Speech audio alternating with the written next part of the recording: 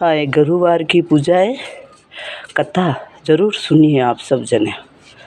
और गुरुवार का दिन की है, आप ज़रूर सुनिए सब।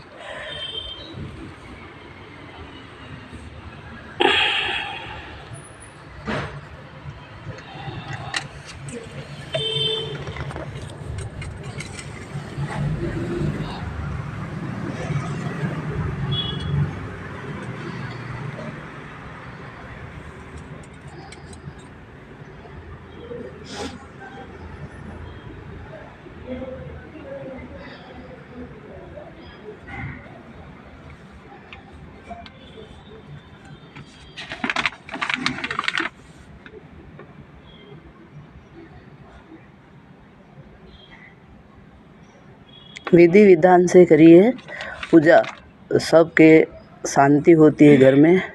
और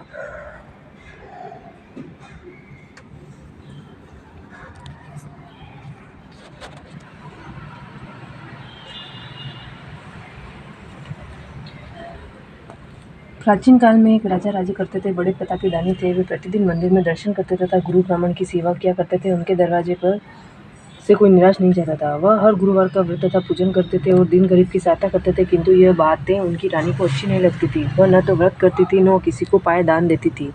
राजा को भी ऐसा करने से मना अवश्य किया करती थी।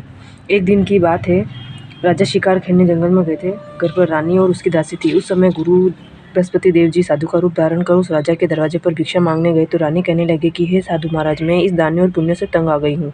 मुझसे तो घर का कार्य समाप्त नहीं होता। इस काम के लिए तो मेरे पति देव ही बहुत है। आप इस प्रकार की कृपा करें कि सब धन आदि नष्ट हो जाए तथा मैं सुख से सो सकूं। साधु बोले, हे देवी, तुम बड़ी विचित्र हो। संतान धन से कोई दुखी नहीं होता, इसको सभी चाहते हैं। पापी भी पुत्र व धन की इच्छा करता है। अगर आपके पास धन है तो भूखे मनुष्यों को भोजन एवं पानी की प्याऊ लगवाओ, ब्राह्मणों को दान दो, धर्मशाला, कुआं, तालाब, बावड़ी आदि का निर्माण कराओ, निर्धन मनुष्यों की कुंवारी कन्याओं का विवाह करवाओ। उनके यज्ञाति धर्म कार्य हैं। इस प्रकार के कर्मों के करने से तुम्हारा कुल और तुम्हारा नाम लोग प्रसिद्ध होकर अंत में स्वर्ग की प्राप्ति होगी। किंतु वह रानी इन बातों से खुश नहीं हुई। वह बोली, महाराज, में से धन्य की आवश्यकता नहीं है, जिसका मैं और अन्य मनुष्यों को दान दूं तथा जिसको रखने में उठाने में मेरा सब समय बर्बाद हो जाए। साधु ने कहा, हे देवी, यही तुम्हारी इच्छा है तो मैं तुम्हें कहता हूँ वैसा ही करो। बृहस्पतिवार के दिन घर को पोत कर अपने शीर के बालों को धोते हुए स्नान करना। राजा से कहना वह हजामत बनवाए, भोजन में मांस, परिता, मदिरा आदि खावे, कपड़े धोबी के धुलवाए। इस प्रकार 7 गुरुवार तक ही तुम्हारा सब धन नष्ट हो जाएगा। ऐसा कहकर साधु चले गए। रानी के साधु के बताए वचन के अनुसार वैसा ही किया और 3 बृहस्पतिवार ही बीते कि उनका संपूर्ण धन नष्ट हो गया। भोजन के लिए वह दोनों समय भूखे तरसने लगे और संसार के सभी रोगों से गिर गए। तब राजा ने रानी से कहा, तुम यहीं पर रहो, मैं दूसरे देश को जाता हूँ, क्योंकि यहाँ पर मुझसे सभी जानते हैं, इसलिए कोई कार्य नहीं कर सकता। ऐसा कह राजा प्रदेश चला गया। वह जंगल से लकड़ी काटकर शहर में बेचकर जीवन व्यतीत करने लगा। इधर राजा के घर और रानी दासी दुखी हो गई। वह कुछ दिन ही बिना भोजन के जल पीकर रह जाती। एक बार जब रानी और दासी को 7 रोज बिना भोजन के व्यतीत हो गए, तब रानी ने अपनी दासी से कहा, हे दासी, यहाँ पास ही में नगर में मेरी बहन रहती है। वह बड़ी धनवान है। तुम उसके पास जाओ और वहाँ से 4 सेर बेजर मांग कर लावे, इससे कुछ समय के लिए गुजारा हो जावे। रानी की आज्ञा मानकर दासी उसकी बहन के पास गई। रानी की बहन उस समय पूजा कर रही थी। उस रोज बृहस्पतिवार का दिन था। तब दासी ने रानी की बहन को देखा तो उससे बोली, हे रानी, मुझे तुम्हारी बहन ने भेजा है, अतः मेरे लिए 5 सेर बेजर दे दो। दासी के अनेक बार कहने पर भी रानी ने कुछ उत्तर नहीं दिया, क्योंकि वह उस समय बृहस्पतिवार व्रत की कथा सुन रही थी। तब दासी को उत्तर नहीं मिला तो वह दुखी हुई, क्रोध भी आया और लौटकर अपने गांव में रानी के पास आकर बोली, हे रानी, तुम्हारी बहन ने छोटे मनुष्यों से बात नहीं करती। जब मैंने उसे बार बार कहा तो भी उसने किसी प्रकार का उत्तर नहीं दिया। मैं लौट कर चली आई। रानी बोली, हे दासी, इसमें कोई उसका दोष नहीं है। जब बुरे दिन आते हैं तो कोई सहारा नहीं देता। अच्छे और बुरे का पता आपती काल में ही लगता है। जैसे ईश्वर की इच्छा होगी वही होगा। उस समय हमारे भाग्य का दोष है। इधर उस रानी ने देखा कि यह मेरी बहन की दासी आई थी, पर मैं उससे नहीं बोली। इससे वह बहुत दुखी हुई होगी। यह सोचकर कथा को सुन भगवान का पूजन समाप्त करके वह अपनी बहन के घर चली गई। वहाँ अपनी बहन से कहने लगी कि हे बहन, मैं बृहस्पतिवार का व्रत कर रही थी। तुम्हारी दासी गई, परंतु तब तक कथा होती है तब तक बहन ना तो उठते हैं न बोलते हैं, इसलिए मैं न बोली। कहो दासी, क्यों गई थी? रानी बोली, बहन, हमारे यहाँ खाना नहीं था, इसलिए मैंने दासी को तुम्हारे पास 5 सेर बेजर लेने को भेजी थी। रानी बोली, देखो, बृहस्पतिवार भगवान सबकी मनोकामनाएं पूर्ण करते हैं। देखो, शायद तुम्हारे घर में अनाज रखा हो। इस प्रकार बहन के वचन रानी ने सुने तो वो घर के अंदर गई और वहाँ से बड़ा एक घड़ा बेजर का भरा मिल गया। सब तो रानी और दासी बहुत ही प्रसन्न हुई। तब दासी कहने लगी कि रानी देखो, वैसे हमको जब भोजन नहीं मिलता तो हम भी तो रोज़ व्रत करते हैं, अगर इनसे ही व्रत की विधि और कथा पूछ ली जाए तो उससे हम भी करेंगे। तब अरे उस रानी ने अपनी बहन से पूछा, हे बहन, बृहस्पतिवार के व्रत की कहानी क्या है और यह व्रत कैसे करना चाहिए? तब उसने कहा, हे बहन, गुरु के व्रत में चने की दाल, गुड़, मुनका से विष्णु भगवान का केले की जड़ में पूजन करे तथा दीपक जलावे, पूजा भोजन करे तथा सुने। ऐसा करने से गुरु भगवान प्रसन्न हो, अन्न धन पुत्र परिवार देते हैं और सभी मनोकामनाएं पूर्ण करते हैं। तब रानी और दासी दोनों ने निश्चय किया कि हम भी बृहस्पति भगवान का पूजन अवश्य करेंगे। 7 रोज बाद जब बृहस्पतिवार आया तो उन्होंने व्रत रखा। दासी गुड़साल में जाकर चना व गुड़ बीन लाई और उसकी दासी से केले की जड़ के सहित विष्णु भगवान का पूजन किया। किंतु पीला भोजन कहाँ से आवे, विचार कर बड़ी दुखी हुई। किंतु उनके व्रत से गुरु भगवान प्रसन्न हो 2 थालों में सुंदर पीला भोजन लेकर आए और दासी को देखकर बोले, हे दासी, यह तुम्हारे और रानी के लिए भोजन है, तुम दोनों इसी भोजन को करना। दासी भोजन को पाकर बड़ी प्रसन्न होकर रानी से बोली, रानी जी भोजन कर लो। रानी को इस विषय में कुछ पता नहीं था, इसलिए वह बोली, अरे दासी, तू ही भोजन कर, क्यों हमारी व्यर्थ में हंसी उड़ाती है? दासी बोली, एक महात्मा भोजन दे गए थे। रानी कहने लगी, वह भोजन तेरे लिए ही दे गए हैं, तू ही भोजन कर ले। दासी ने कहा, वह महात्मा हम दोनों को 2 थाली में सुंदर में भोजन दे गए हैं, इसलिए हम और तुम दोनों ही साथ साथ भोजन करेंगे। इस प्रकार रानी और दादी दोनों गुरु भगवान को नमस्कार करके भोजन किया। अब वह हर बृहस्पतिवार को गुरु भगवान का व्रत और विष्णु भगवान का पूजन करने लगी। अरे बृहस्पति भगवान की कृपा से फिर रानी और दासी के पास काफ़ी धन हो गया। रानी फिर उसी प्रकार आलस्य करने लगी। तब दासी बोली, देखो रानी, तुम पहले इसी प्रकार आलस्य किया करती थी, तुम्हें धन रखने में कष्ट होता था, इस कारण सब धन नष्ट हो गया है। अब गुरु भगवान की कृपा से पुनः धन प्राप्त हुआ है तो तुम्हें फिर आलस्य होता है। बड़ी मुसीबतों के बाद हमने यह धन पाया है, इसलिए तुम्हें दान पुण्य करना, भूखे मनुष्यों को भोजन करवाओ, प्याऊ लगवाओ, ब्राह्मणों को दान दो, कुआं, तालाब, बावड़ी आदि का निर्माण करवाना, मंदिर, पाठशाला बनवाकर दान देना चाहिए। कुंवारी कन्याओं का विवाह करवा के धन को अच्छे और कर्म के कार्यों में खर्च करो, जिससे तुम्हारा और तुम्हारे कुल का यश फैलकर तुम्हें स्वर्ग प्राप्त होगा तथा तुम्हारे पितर प्रसन्न होंगे। रानी ने इस प्रकार के सभी कार्य करने प्रारंभ कर दिए, जिससे उसका काफ़ी यश फैलने लगा। इधर राजा प्रदेश में जाकर दुखी रहने लगा। प्रतिदिन जंगल से लकड़ी बीनकर लाता और उसके शहर में बेचकर अपने दुखी जीवन को बड़ी कठिनाई से व्यतीत करता था। एक दिन राजा दुखी होकर अपनी पुरानी बातों को याद करके रोने लगा। तब उस जंगल में बृहस्पति देव एक साधु का रूप धारण करके आए और राजा के पास आकर बोले, हे लकड़हारे, तुम इस सुनसान जंगल में किस चिंता में बैठे हो, मुझको बतलाओ। यह सुनकर राजा के नेत्रों में पानी भर आया और साधु की वंदना कर बोला, हे प्रभु, आप सब कुछ जानने वाले हो। इतना कह साधु को अपनी संपूर्ण कहानी बतला दी। महात्मा स्वभाव से ही दयालु होते हैं। बोले, हे राजा, तुम्हारी स्त्री ने बृहस्पति देव का अपराध किया था, जिस कारण तुम्हारी यह दशा हुई। तुम अब किसी प्रकार की चिंता मत करो, भगवान तुम्हें पहले से अधिक धनवान करेगा। देखो, तुम्हारी स्त्री ने गुरुवार का व्रत आरंभ कर दिया है और तुम कहा मानकर बृहस्पतिवार को व्रत करने के चने की दाल और गुड़ जल के लोटे में डालकर केले का पूजन कर कथा सुनो, भगवान तुम्हारी सब मनोकामना को पूर्ण करेंगे। साधु को प्रसन्न देख राजा बोले, हे प्रभु, मुझे लकड़ी बेचकर तो इतना पैसा नहीं मिलता जिससे भोजन के उपरांत कुछ बचा सकूं। मैंने रात्रि को अपने सपने में अपनी रानी को व्याकुल देखा है। मेरे पास कुछ भी नहीं है जिससे उसकी खोज खबर मंगा सकूं, और फिर मैं कौन सी कथा सुनूं, यह मुझको कुछ भी मालूम नहीं है। साधु ने कहा, हे राजा, तुम किसी बात की चिंता मत करो। बृहस्पतिवार के दिन रोजाना की तरह लकड़ियां लेकर शहर जाओ। तुमको उस दिन और रोज से दुगुना धन प्राप्त होगा, जिससे तुम भली प्रकार भोजन कर प्रसिद्ध देव की पूजा का सामान भी ला सकोगे। बृहस्पतिवार की कथा इस प्रकार से है। प्राचीन काल में एक बहुत निर्धन ब्राह्मण था। उसको भी कोई संतान नहीं थी। उसकी स्त्री बहुत मलिनता के साथ रहती थी। वह न तो स्नान करती थी, न किसी देवता का पूजन करती थी। प्रातःकाल उठते ही वह सर्वप्रथम भोजन करती, बाद में कोई अन्य काम करती थी। इससे ब्राह्मण देवता बड़े दुखी थे। बेचारे बहुत कुछ कहते, परंतु उसका कोई परिणाम न निकलता था। भगवान की कृपा से ब्राह्मण की स्त्री के गर्भ से कन्या रूपी रत्न पैदा हुआ। कन्या अपने पिता के घर में बड़ी होने लगी। पूर्व संयोग से वह बालिका प्राप्त स्नान करके विष्णु भगवान का जप करने लगी तथा बृहस्पतिवार को व्रत करने लगी। अपने पूजन पाठ को समाप्त करके स्कूल जाती तो अपनी मुट्ठी में जौ भर के ले जाती और पाठशाला के मार्ग में डालती जाती थी। तब ये जो स्वर्ण के हो जाते वो लौटते समय उनको बीनकर अपने घर ले जाती थी।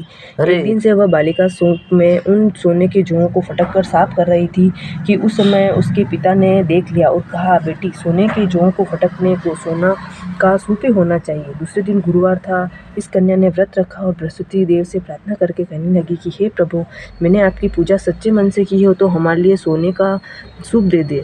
बृहस्पति देव ने उसकी प्रार्थना स्वीकार कर ली और रोजाना की तरह वह कन्या जो फैलाती हुई अपने काम जाने लगी। तब लौटकर जो बिन रही थी तो बृहस्पति देव की कृपा से वही सोने का सूप भी मिल गया। उसे घर ले आए और जो साफ करने लगी, परंतु उसकी माँ का वही ढंग रहा। एक दिन की बात है कि वह कन्या सोने के सूप में सोने के जौ को साफ कर रही थी। उस समय उस राज्य का राजपुत्र वहां होकर निकला। वह उस कन्या के रूप को कार्य को देखकर मोहित हो गया और अपने महल में जाकर भोजन तथा जल त्याग कर उदास हो लेट गया। राजा इस समाचार को पाकर अपने प्रधानमंत्रियों के साथ उसके पास गए और बोले, हे बेटा, तुम किस बात का कष्ट है? तुम्हें किसने तुम्हारा अपमान किया है अथवा कोई कारण है तो कहो, मैं वही कार्य करूंगा जिससे तुम प्रसन्न हो। अपने पिता की बात सुन वह बोला, मुझे आपकी कृपा से किसी बात का दुख नहीं है और न किसी ने मेरा अपमान किया, परंतु मैं उस लड़की के साथ विवाह करना चाहता हूँ जो सोने के सूप में सोने के जौ को साफ कर रही थी। राजा ये सुनकर आश्चर्य में पड़ गया और बोला, हे बेटा, इस प्रकार की कन्या का पता तुम ही लगाओ, मैं उसके साथ तुम्हारा विवाह अवश्य ही करवा दूंगा। राजकुमार ने राजा को उस लड़की के घर का पता भी बतला दिया। तब मंत्री उस लड़की के घर गए और ब्राह्मण को राजा का कहा सभी हाल बतलाया। ब्राह्मण देवता राजकुमार के साथ अपनी कन्या का विवाह करने के लिए तैयार हो गए और विधि विधान के अनुसार ब्राह्मण की कन्या का विवाह राजकुमार के साथ हो गया। कन्या के घर जाते ही पहले की भांति उसी ब्राह्मण देवता के घर में गरीबी का निवास हो गया। अब भोजन के लिए भी अन्न बड़ी मुश्किल से प्राप्त होने लगा। एक दिन बहुत दुखी होकर ब्राह्मण देवता अपनी पुत्री के पास गए।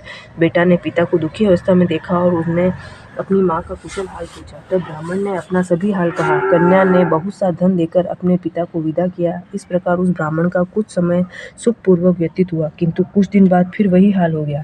ब्राह्मण फिर अपनी कन्या के यहाँ गया और उसी हाल को कहा तो लड़की बोली, हे पिता, आप माता जी को यहाँ लेकर लाओ, मैं उनसे सभी बात ठीक ठीक कह दूंगी। पुत्री की सलाह मानकर वह ब्राह्मण देवता अपनी स्त्री को लेकर वहां पहुंचे तो पुत्री अपनी माँ को समझाने लगी, हे माता, तुम प्रातःकाल उठा करो, प्रथम स्नानादि करके विष्णु भगवान का पूजन किया करो, तब सर्व दरिद्रता नष्ट हो जाएगी। परंतु उसकी माँ ने एक भी बात नहीं मानी और प्रातःकाल उठकर अपनी पुत्री के बच्चों की जूठन को उठाकर खा लेती और जब पुत्री पूजन आदि के लिए कहती तो वह कह देती, मैंने तो खाना खा लिया है। एक दिन यह सुनकर उसकी पुत्री को बहुत गुस्सा आया और वह एक रात उसे कोठरी में से सभी सामान निकालकर उस ब्राह्मणी को उसमें बंद कर दिया। प्रातःकाल होते ही उसने उसमें से निकाला और स्नानादि करके पाठ करवाया तो उस ब्राह्मणी की बुद्धि ठीक हो गई। फिर पूजन तथा हर बृहस्पतिवार को व्रत करने लगी।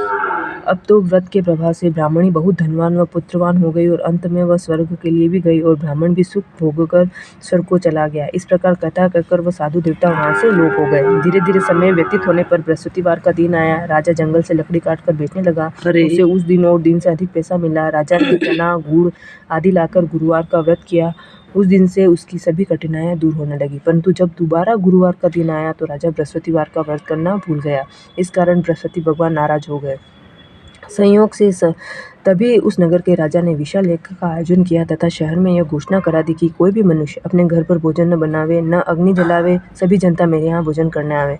जो इस आज्ञा को न मानेगा उसके लिए फांसी की सजा दी जाएगी। इस प्रकार की घोषणा संपूर्ण नगर में करवा दी गई। राजा की आज्ञा अनुसार शहर के सभी लोग भोजन करने गए, लेकिन लकड़हारा कुछ देर से पहुंचा, इसलिए राजा उसको स्वयं अपने साथ महल में लेकर गए। उसे भोजन कराया और रानी की दृष्टि उस खूंटी पर पड़ी जिस पर उसका हार लटका हुआ था। वह वहां पर दिखाई न दिया। रानी ने निश्चय किया कि मेरा हार इस मनुष्य ने चुरा लिया है।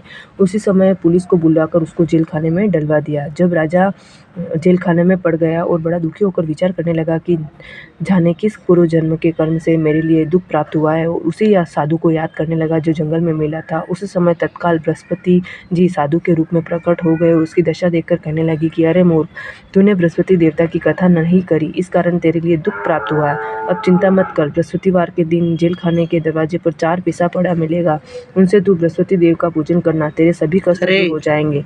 बृहस्पतिवार के दिन उसे 4 पैसा मिला। राजा ने कथा की तो उसी रात्रि को बृहस्पति देव ने उस नगर के राजा को स्वप्न में कहा, हे राजा, तुमने जिस आदमी को जेल खाने में बंद कर दिया वह निर्दोष है, उसे छोड़ देना। रानी का हार उसी खूंटी पर लटका हुआ है, अगर तू नहीं छोड़ेगा तो मैं तेरा सारा राज्य नष्ट कर दूंगा। इस प्रकार के रात्रि के स्वप्न को देखकर राजा प्रातःकाल उठा और खूंटी पर हार को देखकर लकड़हारे को बुलाकर क्षमा मांगी तथा राजा के योग्य सुंदर वस्त्र आभूषण देकर विदा किया।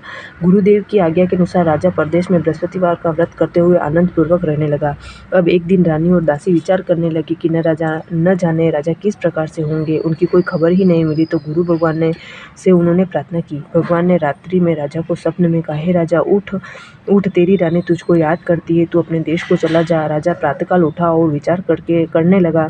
स्त्री जाति खाने और पहनने की संगीन होती है, पर भगवान की आज्ञा मानकर वह अपने नगर के लिए चल दिया।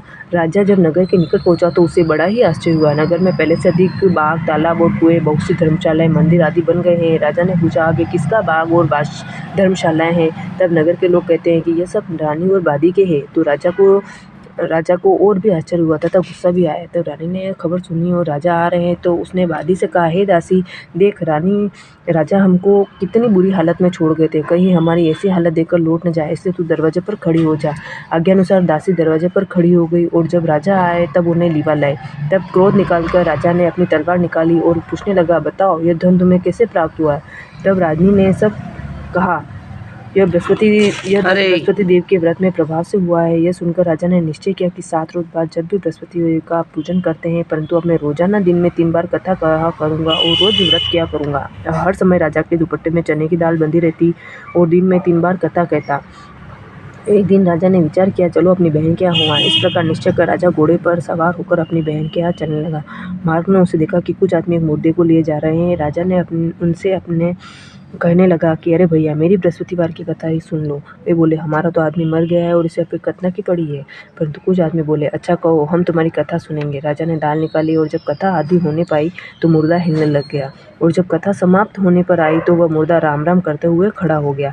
आगे मार्ग में उसे किसान खेत में हल चलाता मिला। राजा ने उसे देखा और उससे बोला, भैया तुम मेरी बृहस्पतिवार की कथा सुन लो। किसान बोला, जब तक तेरी कथा सुनूंगा जब तक तो 4 हरिया जोत लूंगा, जा चल यहाँ से। राजा आगे चलने लगा। राजा के हटते ही बैल पछाड़ खाकर गिर गए और उसके पेट में जोर का दर्द होने लगा। तब उस समय उसकी माँ रोटी लेकर आई। उसने यह देखा तो अपने पुत्र से सब हाल पूछा और उस बेटे ने सब हाल कह दिया। बुढ़िया दौड़ी दौड़ी उस घुड़सवार राजा के पास गई और उससे बोली, मैं आपकी कथा सुनूंगी, तुम कहो तथा मेरे खेत पर चलकर ही कहो। राजा ने बुढ़िया में के खेत पर कहानी कही, जिससे उसके बैल उठकर खड़े हुए। किसान के पेट का दर्द भी बंद हो गया। राजा अपनी बहन के घर कुशल पूर्वक पहुंचने लगा। बहन ने भाई की खूब मेहमानी की। दूसरे दिन प्रातःकाल राजा ने अपनी बहन से कहा कि ऐसा कोई मनुष्य है जिसने भोजन न किया हो, मेरी बृहस्पतिवार की कथा सुन ले। बहन बोली, भैया ये देश ऐसा ही है, सर्वथा यहाँ से भी लोग भोजन करते हैं, अगर कोई पड़ोस में हो तो देखा हूँ। ऐसा कहकर वह देखने लगी, लेकिन कोई व्यक्ति नहीं मिला जिसने भोजन किया हो। केवल एक कुमार मिला जिसका लड़का बीमार था। उसके यहाँ 3 रोज से किसी ने भोजन नहीं किया। रानी ने अपने भाई की कथा सुनने के लिए कुमार से कहा। वह तैयार हो गया। राजा ने वहां जाकर बृहस्पतिवार की कथा कही, जिससे सुनकर लड़का ठीक हो गया।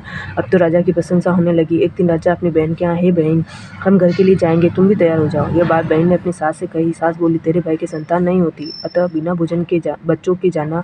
बहन ने भैया से सब बात कही। राजा बोला, जब कोई बालक ही नहीं चलेगा तुम ही चलकर क्या करोगे? बड़े दुखी मन से राजा ने अपने नगर को लौटा और रानी से कहा, हम संतानहीन हैं, हमारा दुख मुख देखने का धर्म नहीं है और कुछ भोजन नहीं किया। रानी बोली, हे प्रभु, बृहस्पति देव ने हमें सब कुछ दिया है, वो हमें संतान अवश्य देंगे। उसी रात्रि को बृहस्पति देव ने राजा को सपने में कहा, हे राजा, उठ, सभी सोच को त्याग दे, तेरी रानी गर्भवती है। राजा को बड़ी खुशी हुई।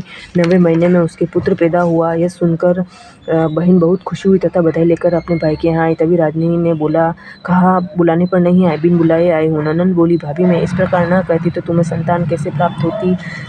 बस बृहस्पति देव ऐसे ही, जैसे जिसके मन में कामनाएं होती है वह सभी को पूर्ण करते हैं। जो भावना से प्रेम पूर्वक बृहस्पतिवार का व्रत करते हैं, उनकी कथा सुनता है, बृहस्पति देव उसकी सभी मनोकामनाएं पूर्ण करते हैं। बोलो बृहस्पति भगवान की जय, भगवान की जय।